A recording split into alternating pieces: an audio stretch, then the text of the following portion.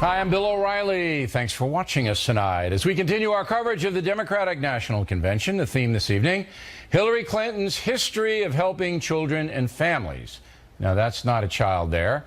That is a Clinton advocate telling us why she is worthy to be president. Her husband, the former president, will be speaking in the 10 o'clock hour and will put forth the reasons why his wife should be president. Otherwise, the speaker is fairly low profile today, with the exception of actress Lena Dunham, the very liberal star of the cable program Girls. How Miss Dunham ties in with kids and families, I'm not quite sure, unless she's promoting tattoos for them.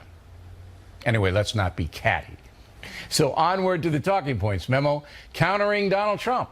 It's clear this convention is designed to portray Mr. Trump, who will join us in just a few moments, as a man unworthy of political office. To me, that's kind of a waste of time. Everybody knows Mr. Trump. Even the dimmest among us can formulate an opinion on his worthiness. What is important, however, is how the Democratic leadership is positioning the party. Last night, Michelle Obama said this. That is the story of this country, the story that has brought me to this stage tonight. The story of generations of people who felt the lash of bondage, the shame of servitude, the sting of segregation, but who kept on striving and hoping and doing what needed to be done so that today I wake up every morning in a house that was built by slaves. Don't let anyone ever tell you that this country isn't great, that somehow we need to make it great again, because this right now is the greatest country on earth. The First Lady directly repudiating the Republican mantra that the USA is in decline. By the way, I'll deal with Mrs. Obama's slave White House analysis in the tip of the day later on. Senator Elizabeth Warren also spoke last night. She had little to say other than Trump is bad and Hillary is good. Senator Warren continues to like socialism as well, but not as much as Bernie Sanders, the socialist standard bearer, who's a bit disappointed the way the whole thing turned out. I understand that many people here in this convention hall and around the country are disappointed about the final results of the nominating process. I think it's fair to say that no one is more disappointed than I am.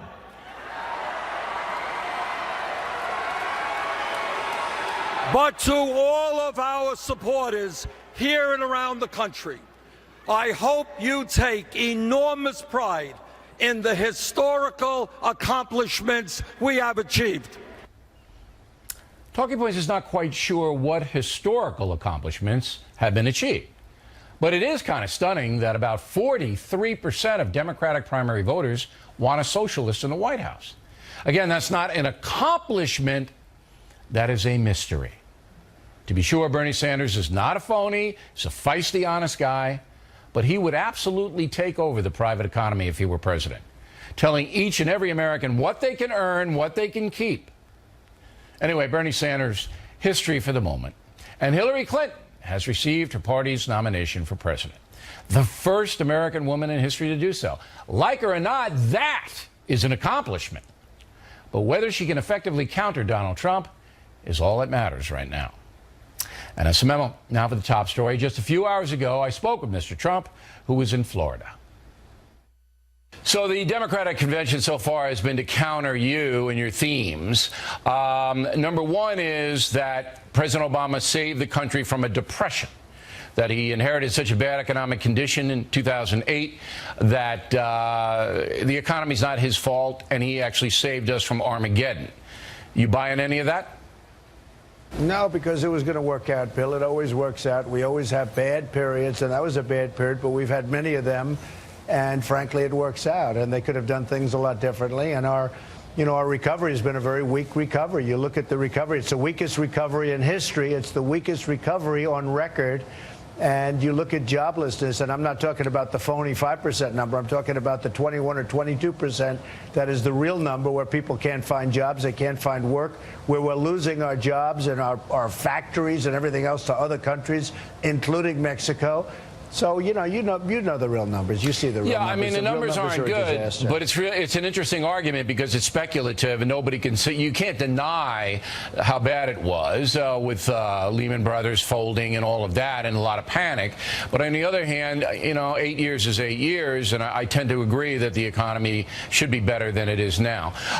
What about the minimum wage? You got hammered on that by Bernie Sanders last night. What's your vision for a federal minimum wage? How much? Well, he lied last night. I mean, it was a total lie, and everybody said it. In fact, some of the folks on your network said, wow, that was really a lie. He said that I wanted to go less than minimum wage. This is a new one because I'm the one Republican that said in some cases we have to go more than minimum wage. Well, give me a number. I like is states. Give me a number. Well, let me give you a concept because I think it's a good concept. You go with the states. Let the states make the determination. Because if you take New York, it's very expensive to live in New York, and they need more than $7, $8, $9. So you go with the states. But the states have the authority now to do that. But there has to be a federal minimum wage. They do. What would you set the federal minimum wage at? It doesn't have to be. Well, I would leave it and raise it somewhat. You need to help people, and I know it's not very Republican to say. Well, give me $10. People, but 10? I would say 10. I would say 10. But with the understanding that somebody like me is going to bring back jobs, I don't want people to be in that $10 category for very long. But the thing is, Bill, let the states make the deal. Yeah, but they do have the right to do that now because you could have a state that raises it to 15. And I would also, and this is just an aside, teenagers could make a little bit less, first job if you're 17, to get them in the workforce. But anyway, let's go on to... well, let me just finish because a friend of mine is a very tremendous employer. And what he did is he said by raising it and by doing certain things, it took the incentive. He pays people an incentive basis. If they're really good, he gives them incentive. Nobody's ever heard of this before, but a lot of companies do it. Yeah, I know. And he said by raising it, they already get the incentive. No, I believe it should be raised. But when Bernie Sanders said that I want to go less than what the minimum wage, I mean, honestly, Bill, these people are lying so much. And every fact checker said Trump never said that. So what you got you on the record is $10 minimum wage federally, and states can do what they want. No, you have me on record as saying the states are going to raise it higher than that. Yeah, and they can if they want. Climate change. They said that you called climate change a hoax. Is that true? I want clean air and I want clean water. And if you look at what's going on in China and all of these other countries that talk, but they laugh behind our back at what we're doing, we want clean air, clean water. I've gotten many environmental awards. Believe me, I know what I'm talking about. But we have to have crystal clear water and crystal clean air. Okay, but did you ever call climate change a hoax? Well, I might have, because when I look at some of the things that are going on, in fact, if you look at Europe, where they had their big summit a couple of years ago, where people were sending out emails, scientists practically calling it a hoax, and they were laughing at it. So, yeah, I probably did. Do you believe that man-made fossil fuels and gases have eroded the environment so that the sun is more intense on Earth? Because that's the basic thing. Do you believe that's happening? Well, they're saying man-made, and I say it could have a minor impact, but nothing to what they're talking about. And what it's doing is putting us at a tremendous disadvantage as a country because other countries are not adhering to the rules. We are, and it makes it impossible for our businesses to compete. That's true. We're adhering to these very strict rules, and you look at China and you look at all of these other countries, practically all of them, they're not adhering to the rules, and our jobs are being jeopardized, and not being jeopardized, they're being taken away. Our companies are unable to compete. All right. NATO made some controversial comments. I just want you to clarify them because I hate taking it from the press because I agree with you that you're not going to get a fair shot in the press ever. So you got small countries in Eastern Europe that Putin might mess around with.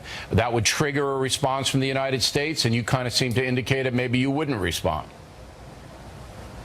Well, I think I've been treated fairly, reasonably on that. And the New York Times covered it fairly accurately, which is unusual for them because usually they don't. The fact is, we are protecting so many countries that are not paying for the protection. They're not living up to the bargain. They're not living up to their agreement. We have an agreement. We're going to protect countries. And I like NATO. I like the concept of NATO. But it's obsolete because we don't cover terrorism. And I've been saying that for a while. And now, all of a sudden, because I've been saying it, they have a division where they're going to start really covering terrorism. But I think that was because of me, not you. Well, wait a minute, Bill. Yeah, well, it was because of me. It wasn't because of you in this case, and you know that. And the other thing, and because it was obsolete. And now, all of a sudden, they have a division. They're going to start. No, wait a minute. When a country isn't paying us, and these are countries in some cases, in most cases, that have the ability to pay, and they're not paying because nobody's asking. We are funding 73% of the cost of NATO. So we're protecting all of these countries. They have an agreement to reimburse us and pay us, and they're not doing it. And if they're not going to do that, we have to seriously rethink at least those countries. It's very unfair. Right now, you have 5 countries that are paying their share. 5. Okay, I agree. Right. If they're not paying their share, then they get booted out of the alliance, and that's it. And you know what? Well, Bill, and you know what's been happening? People were saying, well, we have a treaty. Well, we do have a treaty. We have a treaty both ways. They're supposed to be paying. They're not paying. And the reason they're not paying because we're not asking for the money. And we are not in a... This isn't 40 years ago or 50 years ago where we can, do whatever we want to do. We owe $19 trillion. It's going to be $21 trillion very soon because of the horrible budget that was just made. We owe $19 trillion, and we're paying for all of these countries. They're not living up to their obligation, and then we're supposed to get into World War III. Now, let me just tell you, a lot of people, first they really didn't like what I was saying. Now, so many people are starting to agree with me. They're saying, you know what, Trump is right. I think they have to pay. And you watch. Hillary Clinton will now come out and say countries have to pay. And people are going to forget it, just like she did today, NAFTA. Just like today, she came out today with NAFTA. I've been saying we got to renegotiate with NAFTA or we have to get out because they're taking our jobs.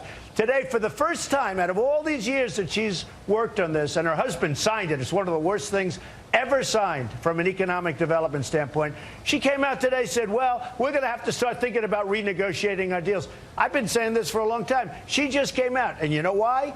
Because what I've been saying makes sense to a lot of people. But there's another reason, too. Get on that train pretty quickly. There's another reason. It's a SOP, S-O-P, to Bernie Sanders. And that brings me to my last question. Have you ever spoken to Bernie Sanders? You ever talked to him? No, I haven't. Never in your life talked to him? He's a tired man. He's exhausted. I think, frankly, in terms of his legacy, he's totally folded. He's not that much older than you, though. There's only maybe a 2 or 3 years. He's quite a bit older, but he wants to go home and he wants to go to bed. Honestly, for his legacy. How do you know if you've never spoken to him? How do you know he wants to go to bed? I think he's exhausted.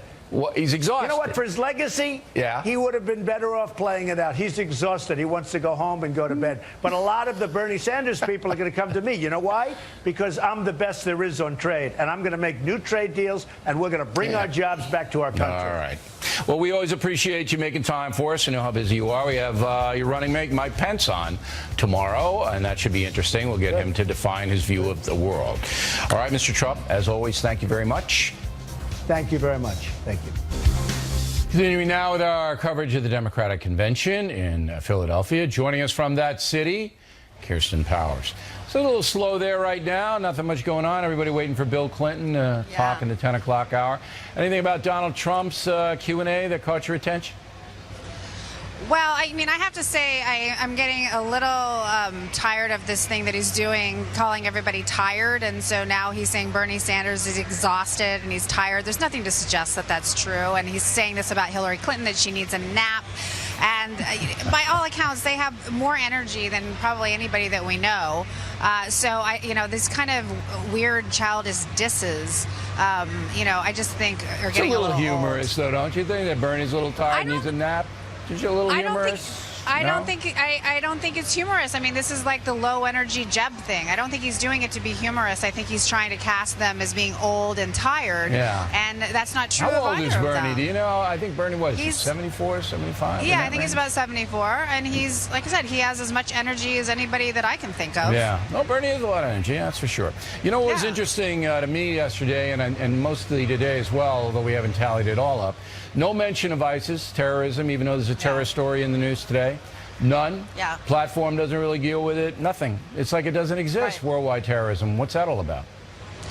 Well, so I talked to the Clinton campaign, and what they said was last night wasn't about foreign policy. It was really focused much more on economic issues, but that coming up in other nights, probably tomorrow night, that they will talk about national security. I did ask, are you going to talk specifically about ISIS? And they said they couldn't say for sure whether ISIS would be specifically named, but definitely national security would be talked about, because Hillary Clinton's going to be talking about how she's ready on day one and how dangerous but I mean, that's Donald Trump is. It's a pretty big issue. Wouldn't you like to hear what Lena Dunham thinks about ISIS? I mean, she spoke today. She could have thrown out a few pearls and what she would have done. Yeah, there doesn't seem to be a lot of focus on terrorism, and I'm trying to figure out what the platform is. You know, what the Democratic Party platform is. You're a Democrat. Do you know what it is? And defeating worldwide terrorism. You know what it is?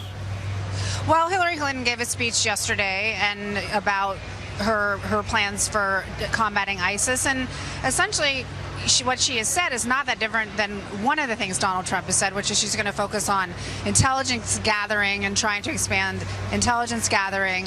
Unlike Trump, she does not say she's going to bomb the hell out of people, right, so she's not talking about any kind of military intervention, but that seems to be like the primary thing that she's focused on. Intelligence gathering.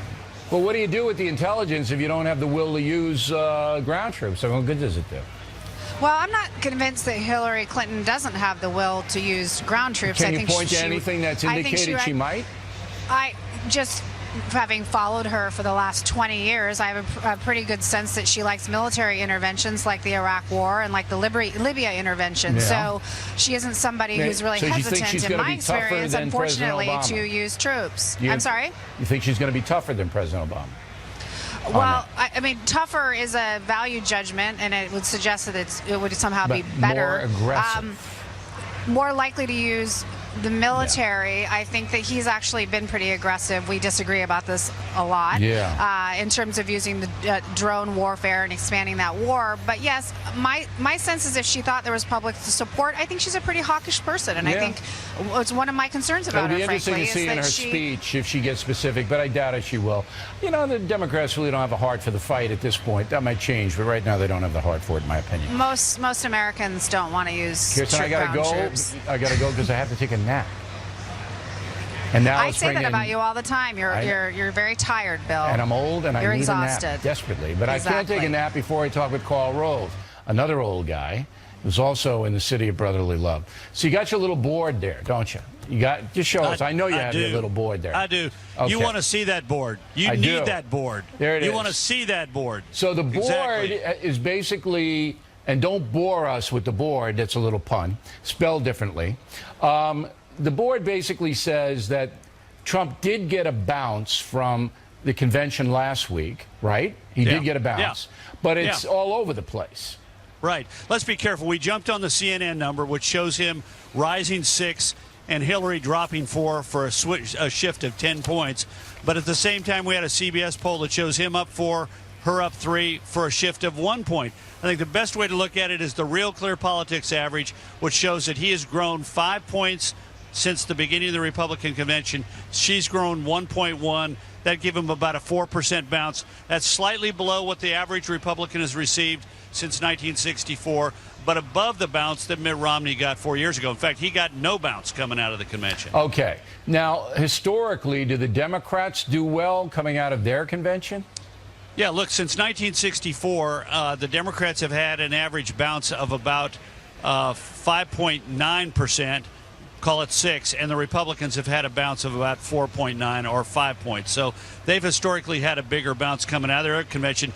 But look, it's all over the board. In 2000, Al Gore had an 8-point bounce, and so did George W. Bush. But they quickly melted away. That's the thing about these bounces we got to be careful about. They're transitory. It is a result of people tuning in, primarily independents, tuning in and watching the convention, tuning into politics briefly, and then tuning out. It's also about the consolidation of whatever elements of the party that haven't sort of accustomed themselves or acclimated themselves to the nominee himself or herself. Okay. So they're transitory. Now, I haven't been given much coverage to the Bernie Sanders protests, and they're out there again today yelling. I don't know what they're really yelling about. It's all over. Yes, it was rigged. It was, and all that. But I can't imagine Bernie Sanders supporters. Trump says he thinks he's going to get some of those people. I can't imagine that. Can you? Well, I think I can differentiate between the people who are in this audience and the people who voted for him. You've got a lot of independents, particularly in states with open primaries, who are not that glued into politics, are drawn by personalities, and might have been excited by Bernie and not really hepped up on Hillary Clinton. But here's the deal, Bill. We won't know what that group looks like until we start to get more stability in the polling. And historically, that's not happening now in July. That's going to happen in about 5 weeks when we get close to Labor Day. It's when you get close to Labor Day that polling begins to reflect the dynamics of the fall campaign. My suspicion is that we're going to likely see some defections from the Democrats, but historically the Democrats have had more defections than the Republicans. Republicans win when they get 91, 92% of the Republicans, and the Democrat gets 88, 87%. That is to say, they got about half as many more people who are defecting from them as are defecting from the Republicans. And we won't know until Labor Day whether that's the dynamic that might be in play this fall. And then after the first debate, then the polls really kick in strong. All right, absolutely. Particularly since, Bill, we have this year the highest number of undecideds that we've had since 1992. Those debates are going to be high profile and high impact. That'll be fun. Directly ahead, the Democrats and illegal immigration. Very touchy subject for the party. We've got Waters, Juan Williams, Lisa Booth on the case. And Donald Trump and lawsuits. Is It Legal has been analyzing that situation. The Factor is coming. Right back. Campaign 2016 segment tonight. One of the big issues will be illegal immigration in the campaign. The Republican Party and Donald Trump support a massive wall on the southern border, as you know, and to some extent deportation of aliens in this country without documentation. Last night I talked with Congressman Luis Gutierrez about how he would secure the southern border. What's the Democratic Party's vision on securing the border? What are they going to do? Here's what we do, Bill. As part of immigration reform, we take those that are here in the country and we give them a background check. Opportunity. All right, but Congressman, that doesn't have anything to do with securing the border. Then it does. It does, Bill. Now I'm trying the third time, Congressman. How do you secure the southern border? What do you do?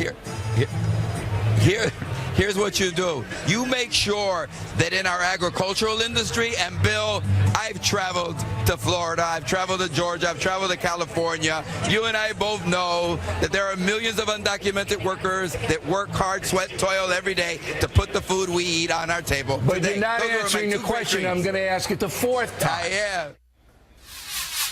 He didn't. Joining us now from Philadelphia, Lisa Booth and Juan Williams. So what? I mean, the congressman is obviously dodging a very simple question. Why do you think he did that? Well, I think it's a symbolic issue for Republicans. It's pretty clear in the polls, 2/3 of Americans oppose a wall. But if you want an answer, and I think Bill O'Reilly deserves a concrete answer, I would say, guess what? We get more agents. We use high-resolution cameras. We use drones. But Bill, did you just change your name to Luis? Been in bills. Did you just change your name? All right, now you're doing the same thing that Gutierrez did. Why? How's that? I just gave I'm going you to an speak answer. really slowly, Juan. I'm going to speak really slowly. Why didn't the congressman answer the question? Oh, I think he chose not to answer the question in the way that you want No, to. he didn't answer it. Well, he said, how would you secure the border? And he wants to tour agricultural land. I saw that interview. You said a $10,000 fine would do the trick. He said he wanted background checks, but that didn't satisfy you. All right, Juan, you're blathering. Well, Bill, all right, Lisa, why don't you think that Congressman Gutierrez wouldn't answer the question? Because the Democratic Party supports lawlessness when it comes to immigration. We've seen that with the 340 sanctuary cities across the country, or the fact that the Supreme Court and the lower courts struck down President Obama's illegal executive action on immigration. Even Hillary Clinton herself gave illegal immigrants a platform at the Democratic National Convention yesterday, and one of those illegal immigrants is actually facing a deportation order from the federal government that she's ignoring. So well, she doesn't want to deport them, but that doesn't have anything to do with securing the border, Lisa. Look. Well, yes, lawlessness, I opened that interview with Gutierrez and I said, do you believe in open borders, Congressman? No. That was the only question he answered in a 6-minute interview. No. Okay? Only one he answered. All right? Then I said, okay, you don't believe in it. How would you secure the border? And then he's telling me he traveled to Kansas. He went to Alberta, Canada. Once he visited Tahiti. I mean, my head is exploding. Okay, but look, you wanted. I wanted how he's going to secure the border, Juan. No. But anybody can tell you how to do it. Donald Trump says build a wall 2,000 miles long and pay billions of dollars. And what you're hearing, Bill, you're not hearing this, but you should hear it once, is that this is not a realistic answer.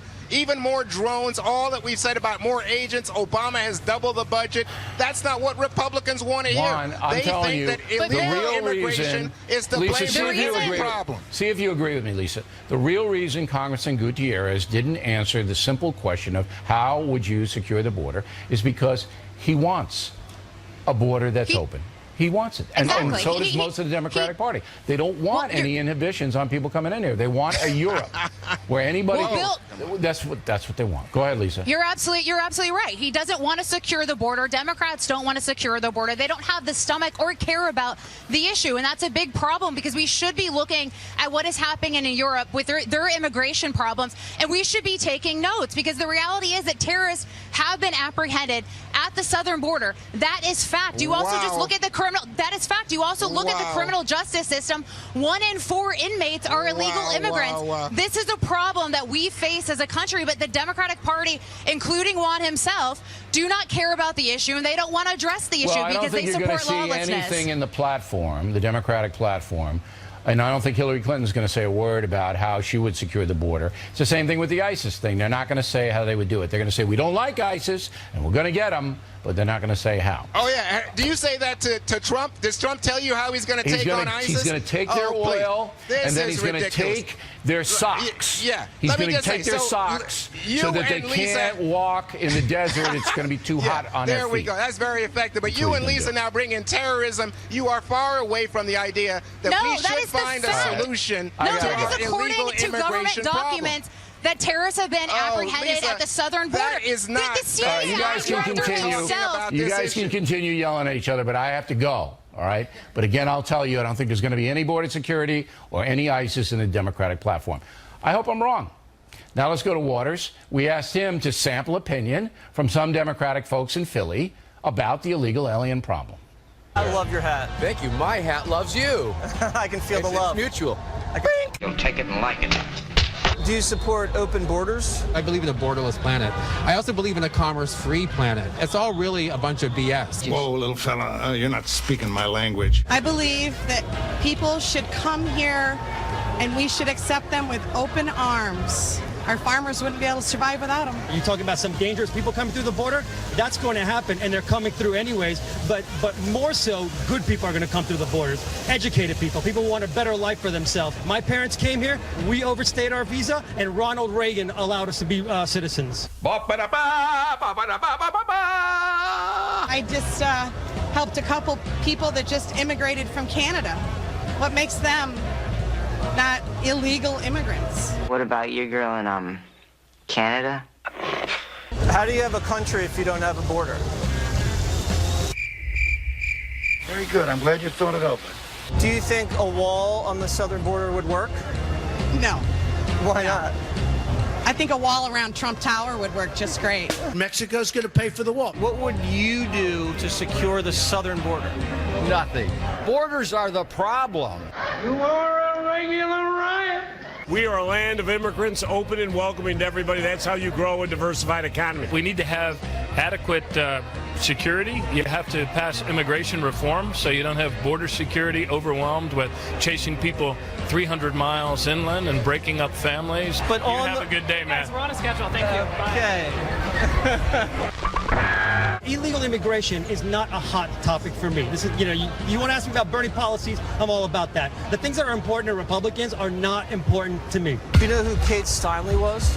I do not. There's a law called Kate's Law. So if you're an illegal immigrant and been deported and convicted of an aggravated felony, you're facing 5 years mandatory in the prison. Do you support that? No. That's not cool. Yeah. You don't come here and hurt people. So you support keeping illegal alien felons out of the country? They're felons. I mean, if we can prove that. Illegal alien convicted of an aggravated felony who'd already been deported. I think this should mandatory minimum 5 years. Do you support that? I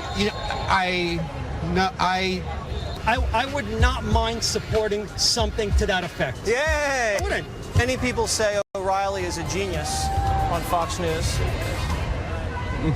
What do you think about that? Let's go, Jerry. Go! I think he has his moments. I think he's a pompous beep. Suit yourself. I'm easy. Do you know who I am? You're handsome. Come on, man. Do you know who I am? You're the guy who was standing outside the Hillary book signing. Is that you? No. So you excited to get your book signed by Hillary? I was busted. Do you know who I am? I haven't got a clue. I'm Waters, and this is my world. That means absolutely nothing to me. Hillary Clinton says Donald Trump is stiffed. A bunch of business people and lawsuits prove it. Is it legal is investigating for us. Moments away. Thanks for staying with us as we continue our coverage of the Democratic convention in Philadelphia. Nothing much going on right now. Everybody waiting for President Clinton. We'll be out in maybe an hour and 30 minutes, hour and a half. In the Is It Legal segment tonight, however, charges that Donald Trump is lawsuit happy and is not done right by some working Americans. He's been involved in more than 3,500 lawsuits in the last 30 years. And a large number were filed by ordinary Americans and small businesses that did work for Trump and never got paid. Not because he couldn't pay them, but because he could stiff them. So we asked our Is It Legal team to investigate that allegation, and here they are. Lise Wheel in New York City and Kimberly Guilfoyle in Philadelphia. What did you find out, Will? Let me break it down for you. He has been involved in 3,500 lawsuits over the last 30 years. He's been the plaintiff in 1,900 of those lawsuits. He's been the defendant in 1,450, bankruptcy suits or third-party suits in 150 of them.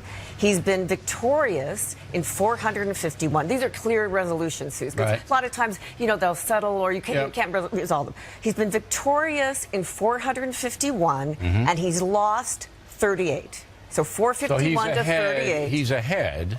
By many, many, many. All right. Okay, let me go through a few more stats. Go ahead. This is very important. 500 have been dismissed. All right, so those are important stats. And 175 of them have been settled. Now, Mrs. Clinton talked about ordinary American lawsuits, all right? We were able to discover 60 ordinary American lawsuits. 60. Over a 30-year period. So that's just 2 a year. Well, it's 1.7 lawsuits a year. 1.7 lawsuits. I did the math. Okay. Right. Now, I want you to stop you there because let the audience absorb what they've heard. Right. And now we'll go to Guilfoyle in Philadelphia for an extrapolation.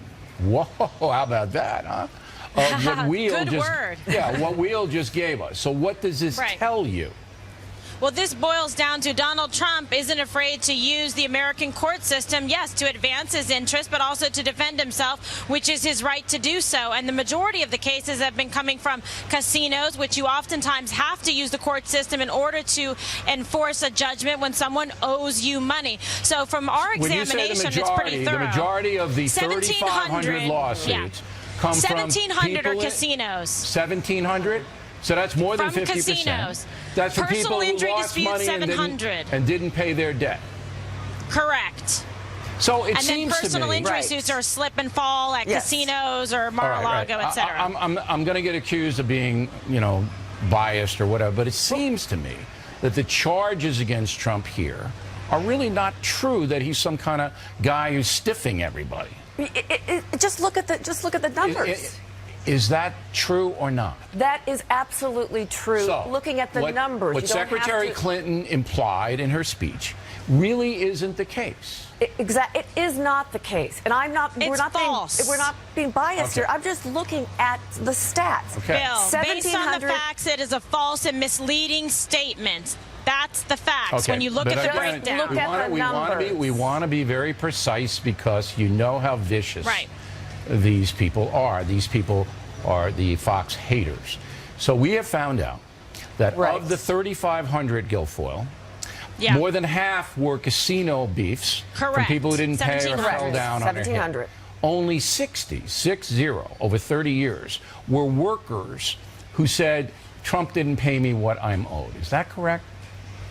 Yes, that's correct. And when you look at this, it goes personal injury, real estate disputes 300, government and taxes 165, contract disputes 125, over 30 Don't overwhelm years. everybody. Right. Don't overwhelm everybody. Now, one question for you real fast. Guilfoyle, thanks a lot. We appreciate it. Planned Parenthood, the two people who went undercover, right? Right. Charged in Harris County, Texas. That's Houston. Right. They've dropped the charges. Dropped the charges on a technicality in Texas that they really ran out of time, that the grand jury really ran out of time. It's a strange Texas law that when you have an investigation that goes on too long in a grand jury in Texas. They couldn't come to any conclusion whether they violated the law and they just by doing these stings on Planned Parenthood. Yes, and so they're in the clear? They're totally in the clear. Except in California, though. There's still something going on. Exactly. But in Texas, all the charges I wanted to bring everybody up to date on that. Just happened today. Yes. Thank you very much. Gutfeld and McGurk on deck. Geraldo getting water dumped on him by protesters in Philly. We're going to show you the tape. Then the tip of the day on Michelle Obama's assertion that slaves built the White House. Upcoming. Back in the book segment tonight, what the heck just happened? Now, our pal Geraldo likes to hang with the protesters. You know, it's just kind of demented guy he is. It stems back from the 60s. You know, he thinks he's young again. Well, here's what happened to Rivera in Philly just a little while ago. When you report the way you do your slam, it hurts people. You don't even know what I do. Yeah.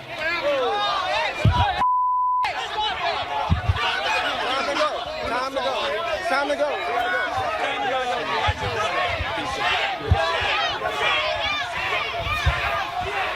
All right. Welcome here.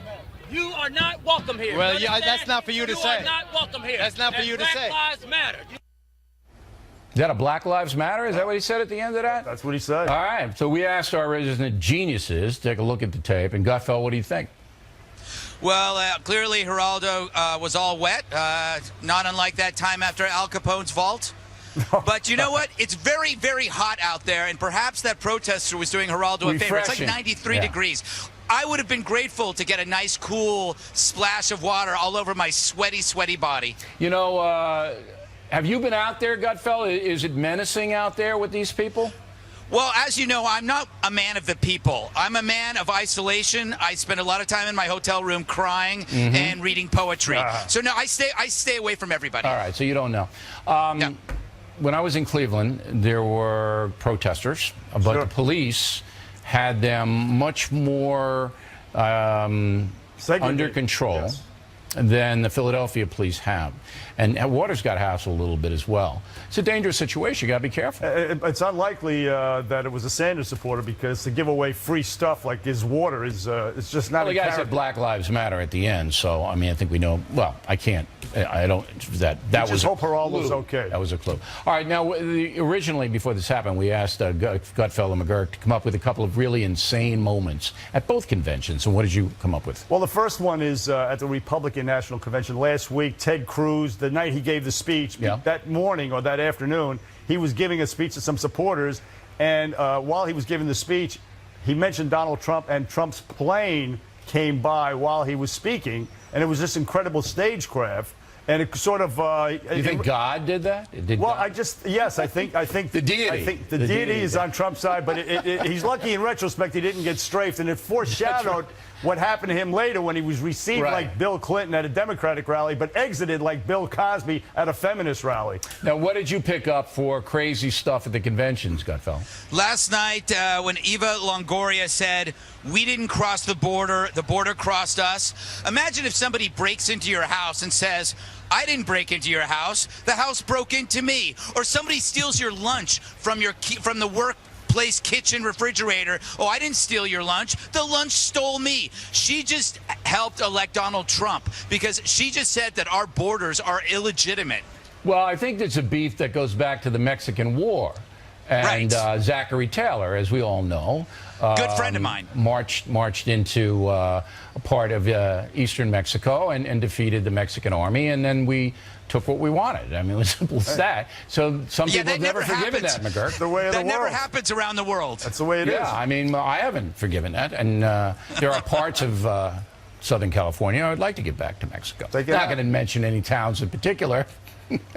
Come and take it. Any other crazy stuff? Yes, CNN yesterday, they were out in the streets. There was a big protest going on, and Jake Tapper, in the middle of this heated protest, he throws it back to the hall for a performance of Boys to Men. It was unbelievable. Oh, come on, it's a good group. It would be like Walter Cronkite in '68, the streets of Chicago, throwing it to the hall for a performance by the Turtles. I mean, are you kidding me? The Turtles, it's a must-see.